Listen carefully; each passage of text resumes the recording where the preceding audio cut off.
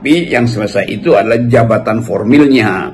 Problem-problem yang melekat pada jabatan formil dia selama kepemimpinan administrasi 10 tahun ini itu juga pasti akan dipersoalkan, bahwa Pak Prabowo menjaminkan bahwa tidak akan ada proses pergantian kekuasaan yang hard landing, bahkan itu memang dimaksudkan begitu kan semua orang ingin melihat supaya proses pemindahan kekuasaan ini berlangsung baik tuh. Tetapi ada orang juga atau banyak orang bahkan yang melihat bahwa Pak Prabowo akan didampingi oleh Gibran yang 5 tahun ke depan itu akan jadi potensi untuk jadi presiden di kemudian hari kan, di 2009. Nah, mulai sekarang orang justru menginginkan keterus-terangan. Apakah seseorang yang pernah berbuat kesalahan etik di masa lalu, ketidakmampuan kapasitas tapi dipaksakan di masa lalu, harus diterima sebagai pemimpin? Itu pertanyaan yang sah diajukan oleh oposisi, diajukan oleh lembaga kampus, diajukan oleh guru-guru besar tuh.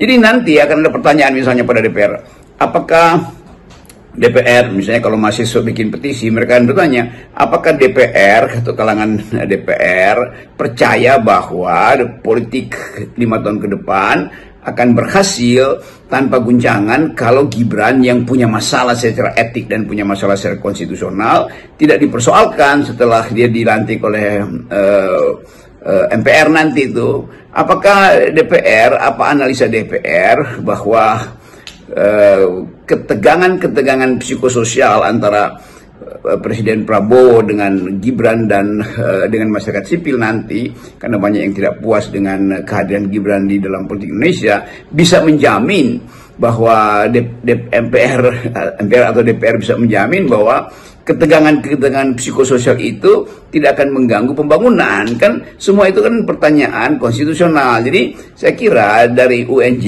dan UBER dan kawan-kawan itu memulai praktek untuk mempertanyakan. Nah, pertanyaan itu jangan dihalangi oleh demo tandingan.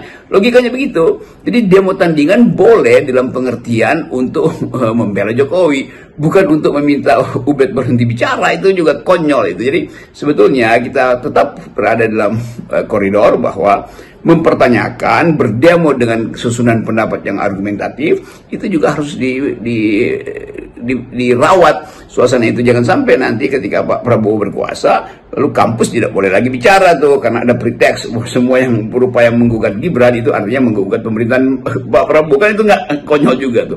Jadi teruskan aja cara berpikir kritis, dan saya kira Ubedillah itu adalah ilmuwan yang mengerti bahwa fungsi kampus adalah mengucapkan keadilan. Oke, Bung Roham.